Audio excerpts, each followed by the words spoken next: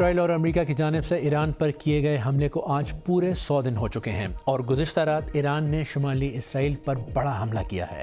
ایران کا یہ جوابی وار اس بات کا واضح اشارہ ہے کہ تہران اب ایران اور لبنان میں حزب اللہ کے خلاف جاری جنگ کو الگ کرنے کے لیے بالکل تیار نہیں ہے۔ پاکستان کی ثالثی کے بعد ہونے والی جنگ بندی کے پچھلے 2 مہینوں میں یہ پہلا موقع ہے جب ایران اور اسرائیل نے ایک دوسرے پر براہ راست حملے کیے ہیں۔ امریکی صدر ڈونلڈ ٹرمپ جو کبھی ایرانی تہذیب کو ہستی سے مٹانے کی دھمکیاں دیا کرتے تھے، اب ایران کے سپریم لیڈر سے ملاقات کرنا چاہتے ہیں۔ اطلاعات کے مطابق ٹرمپ نے اسرائیلی وزیر اعظم نتن یاہو کو بھی کہا ہے کہ وہ ایران پر مزید حملے نہ کریں۔ کیا ڈونلڈ ٹرمپ اب ایک پیس میکر بننے کی کوشش کر رہے ہیں؟ میں ہوں خالد کرامت اور یہ آج BBC نیوز اردو کے پروگرام جہنما کی ہماری ٹاپ سٹوری ہے۔ اس کے علاوہ پروگرام میں دیکھیے گا، آرٹیفیشل انٹیلیجنس کمپنیوں کے حصص میں ہونے والے زبردست اضافے نے اسٹاک مارکیٹس کو تاریخی بلندیوں تک پہنچا دیا ہے، لیکن اب سرمایہ کار پریشان ہیں۔ کیوں؟ کیا اسٹاک مارکیٹس بس ہونے والی ہیں؟ کیمبرج یونیورسٹی کے سائنسدانوں نے AI کی مدد سے ایسی ویکسین کا انسانوں پر ٹرائل کیا ہے جو ہر وبا میں کام آ سکتی ہے۔ اب سے کچھ دیر پہلے ایرانی خبر رساں ادارے مہر کے مطابق ایرانی فضائی دفاعی نظام نے تہران کی فضا میں اڑتے ہوئے ایک ڈرون کو مار گرایا ہے۔ ایران اور اسرائیل کے درمیان رات بھر اور صبح تک میزائل حملوں کا تبادلہ جاری رہا۔ یہ سلسلہ اتوار کو شمالی اسرائیل پر ایرانی حملے سے شروع ہوا۔ اپریل میں ہونے والی جنگ بندی کے بعد یہ پہلا ایرانی حملہ ہے۔ دوسری جانب اسرائیلی فوج بھی جوابی کارروائی جاری رکھے ہوئے ہے، باوجود اس کے کہ صدر ٹرمپ نے ایسی کارروائی کی مخالفت کی تھی۔ ایران کہہ چکا ہے کہ انہوں نے جو حملہ کیا ہے وہ 1 ہفتے تک مسلسل جاری رہنے والی کارروائیوں کا آغاز ہے اور یہ لبنان میں اسرائیل کی جانب سے جنگ بندی کی بار بار خلاف ورزیوں کا جواب ہے۔ BBC نیوز کے نک جانسن کی رپورٹ عمر آفریدی پیش کر رہے ہیں۔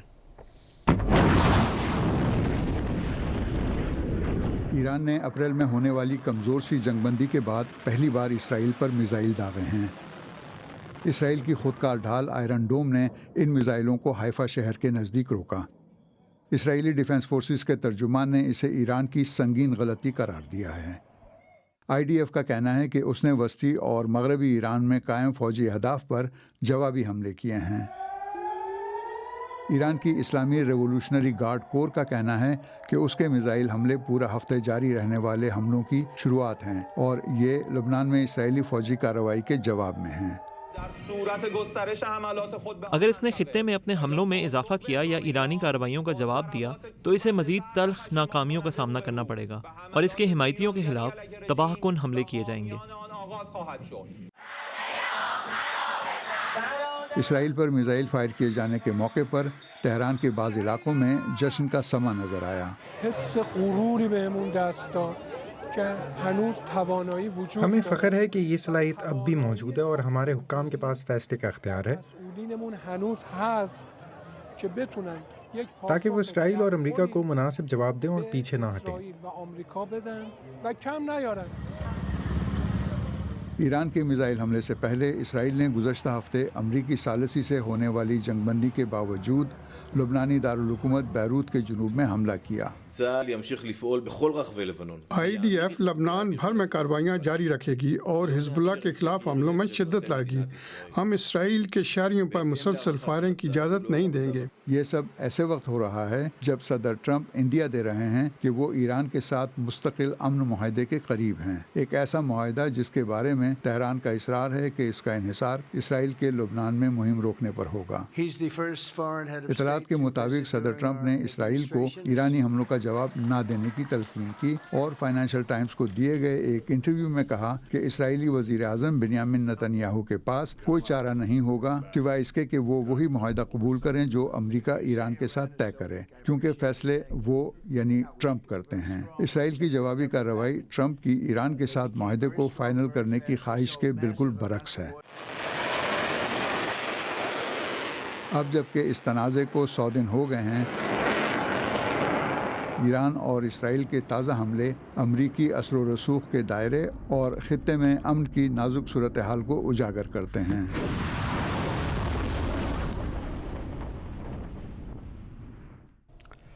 اور زمینی صورتحال بہت تیزی سے بدل رہی ہے. آج صبح ایرانی دارالحکومت تہران میں متعدد دھماکوں کی آوازیں سنی گئیں. اسرائیل میں ہائی الرٹ نافذ ہے، اسکول بند کر دیے گئے ہیں اور اسرائیلی ڈیفنس فورسز کے مطابق میسائلوں کو فضا میں ہی ناکام بنانے کے لیے دفاعی نظام حرکت میں ہے. یہ مناظر آج صبح اسرائیل کے زیر قبضہ غرب اردن کے ہیں، جہاں ایرانی حملوں کے بعد میزائل کے ٹکڑے ملے ہیں. ایرانی سرکاری میڈیا کے مطابق پاسداران انقلاب نے نواتیم اور تل نوف میں 2 اسرائیلی فضائی اڈوں کو نشانہ بنایا ہے.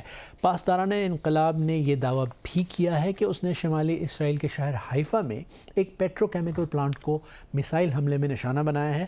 ایرانی خبر رساں ادارے تسنیم نے پاسداران انقلاب کے حوالے سے کچھ تفصیلات بتائیں. ان تفصیلات کے مطابق یہ ایرانی کارروائی اصل میں اسرائیل کے اس حملے کے جواب میں کی گئی ہے جو ایران کے جنوب مغربی شہر محشر میں ایک پیٹرو کیمیکل تنصیب پر کیا گیا تھا. ایرانی ذرائع کے مطابق خلیج فارس کے شمالی ساحل کے قریب واقع یہ کمپلیکس جزوی طور پر تباہ ہوا تھا. مشرق وسطیٰ میں ان حملوں کے براہ راست اثرات خام تیل کی منڈیوں پر بھی پڑے ہیں. برنٹ خام تیل کی قیمت میں 5% سے زائد اضافہ ہوا ہے اور یہ $100 فی بیرل سے کچھ ہی نیچے ہے. ایشیائی منڈیوں میں بھی شدید گراوٹ دیکھنے میں آئی ہے، جو جمعے کے روز وال اسٹریٹ پر ٹیکنالوجی کے شعبے میں گراوٹ کا تسلسل ہے. اس فروخت کی بڑی وجہ امریکہ میں شرح سود میں ممکنہ اضافہ بھی بتایا جا رہا ہے.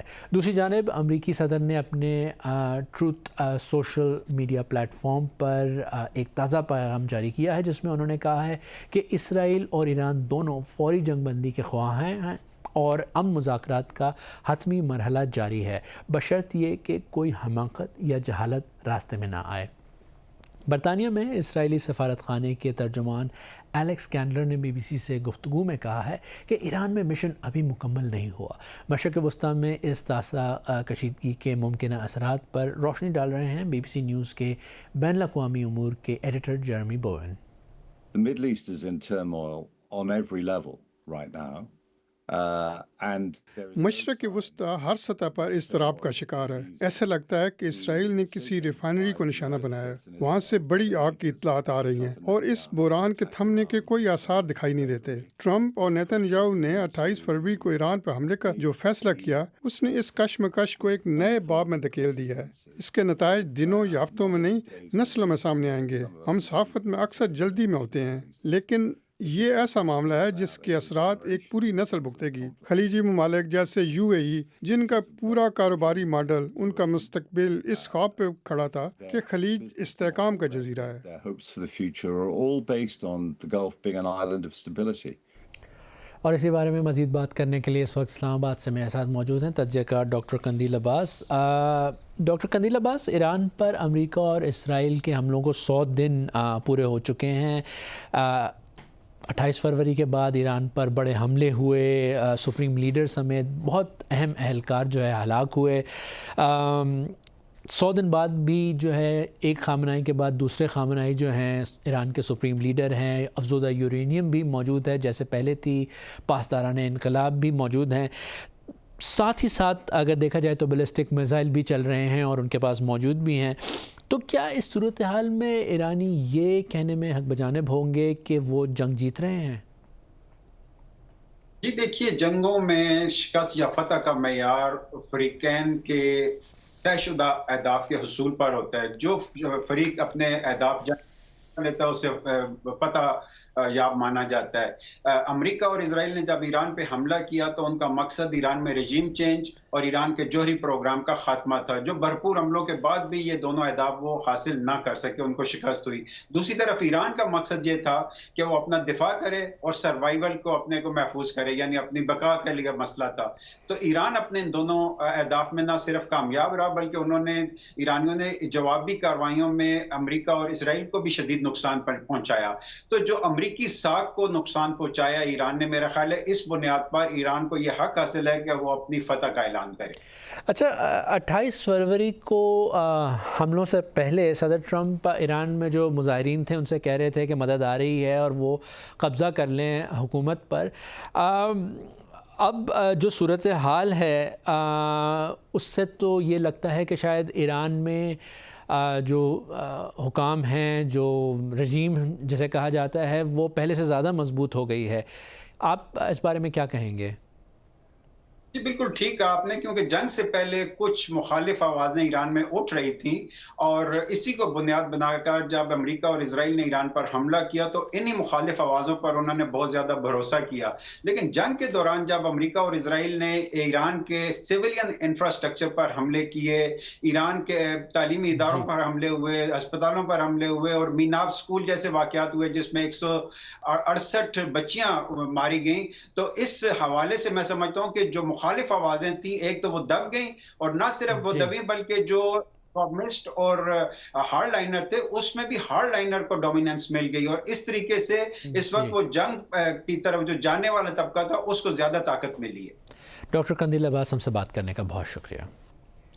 اس وقت ایک سوال دنیا میں ہر طرف انویسٹرز کو پریشان کر رہا ہے، کیا اسٹاک مارکیٹ میں تیزی اب مندی میں بدلنے والی ہے؟ حالیہ دنوں میں ٹیکنالوجی کمپنیز کے شیئرز میں ہونے والے زبردست اضافے نے نیو یارک کی اسٹاک ایکسچینج کو ریکارڈ بلندیوں تک پہنچا دیا تھا، لیکن اس ہفتے امریکی مارکیٹ تیزی سے گری ہے. سرمایہ کار ایران میں جاری جنگ کی وجہ سے پریشان ہیں. سن 2000 کے .com ببل کے کریش کے بعد کیا ٹیکنالوجی مارکیٹ کا یہ ببل بھی پھٹنے والا ہے؟ اس پر بی بی سی نیوز کی سمیرہ حسین کی سٹوری ہے، آپ بی بی سی نیوز کی ویب سائٹ پر پڑھ سکتے ہیں. میں ہوں خالد کرامت اور آپ دیکھ رہے ہیں B B C news Urdu کا پروگرام جہانما.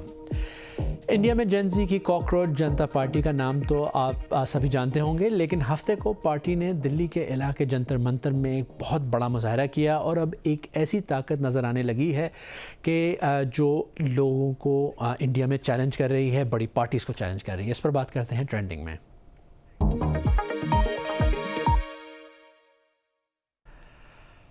پارٹی نے احتجاج کی کال کاکروچ از بیک نامی ہینڈل سے دی. اس ہینڈل کے صرف چند دنوں میں 3 کروڑ کے قریب فالوورز ہو چکے ہیں، اور مظاہرے کی کال پارٹی لیڈر ابھیجیت دیپکے نے دی تھی، جو خود امریکہ میں تعلیم حاصل کر رہے تھے، اور ملک پہنچتے ہی وہ مظاہرے کی اجازت لینے پارلیمنٹ اسٹریٹ کے پولیس اسٹیشن پہنچے. اب تک تو پارٹی سوشل میڈیا پر زیادہ متحرک تھی، لیکن اس نے لوگوں کو اکٹھا کر کے اپنی طاقت کا اظہار کیا ہے.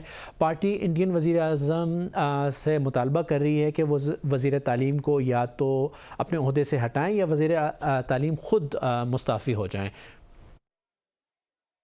جن لوگوں کو لگ رہا ہے کہ آج صرف ایک پروٹیسٹ تھی، ان لوگوں کو ہم بتا دینا چاہتے ہیں کہ یہ صرف ایک ٹریلر تھا. 7 دن میں اگر دھرمیندر پردھان جی کا استعفیٰ نہیں آتا ہے تو یہ آندولن پورے دیش میں پھیلے گا. پارٹی پر یہ تنقید بھی کی گئی کہ بہت زیادہ لوگ جمع نہیں ہوئے، لیکن کاکروچ جنتا پارٹی کا دعویٰ ہے کہ ہزاروں لوگ موجود تھے، اور وہ اپنی طاقت کے مظاہرے کو پورے ملک میں پھیلا سکتے ہیں.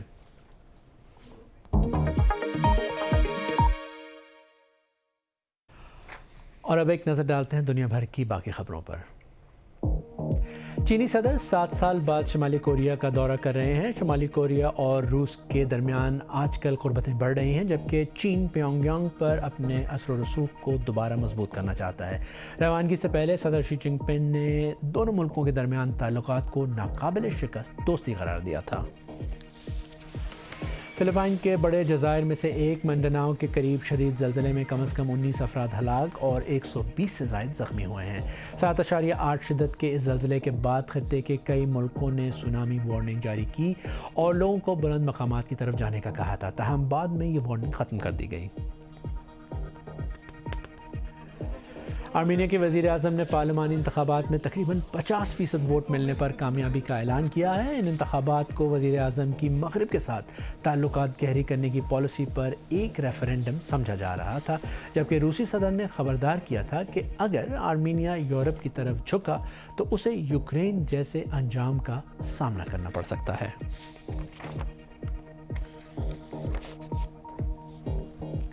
جاپان کے شہر اوتسونومیا میں ریچھ دیکھے جانے کے بعد تمام پرائمری اور مڈل سکولز بند کر دیے گئے ہیں. گزشتہ ہفتے ایک ریچھ نے فوکوشیما میں 4 افراد کو زخمی کر دیا تھا. ملک بھر میں ریچھ کے حملوں کے واقعات میں اضافہ ہوا ہے.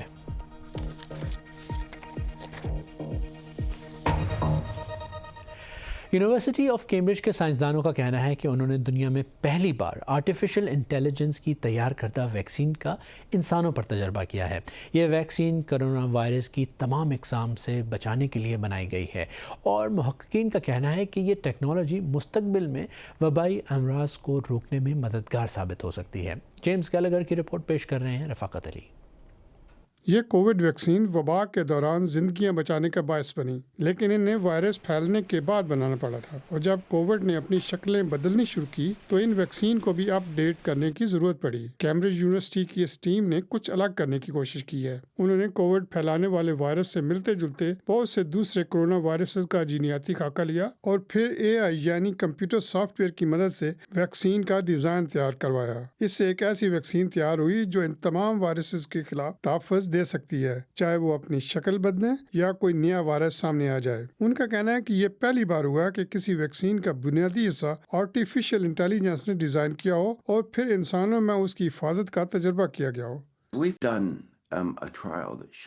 ہم نے ایک ایسا تجربہ کیا ہے جو پہلی بار یہ دکھاتا ہے کہ ہم AI کی بنائی ہوئی ویکسین کا استعمال کر سکتے ہیں جو کہ محفوظ ہے اور اس میں وائرسز کے پورے خاندان یا گروپ کا مقابلہ کرنے کی صلاحیت ہے۔ اس کا مطلب یہ ہے کہ کسی بیماری کے پھیلنے کے بعد اس کے پیچھے بھاگنے کے بجائے اب ہمارے پاس ایسی ویکسین ہے جو وائرسز کے اس پورے خاندان کو روک سکتی ہے۔ ابھی یہ جاننا قبل از وقت ہے کہ آیا AI کا یہ طریقہ کار واقعی مکمل تحفظ دے گا یا نہیں، لیکن اس ٹیکنالوجی کا استعمال یہ دیکھنے کے لیے بھی کیا جا رہا ہے کہ کیا یہ نزلہ زکام کی سالانہ ویکسین کی جگہ لے سکتی ہے۔ اس کے علاوہ اس ٹیکنالوجی سے جانوروں کو ہلاک کرنے والے برڈ فلو کی وبا سے نمٹنے اور ایبولا جیسے خطرناک بخاروں سے بچاؤ کی تیاری بھی کی جا رہی ہے۔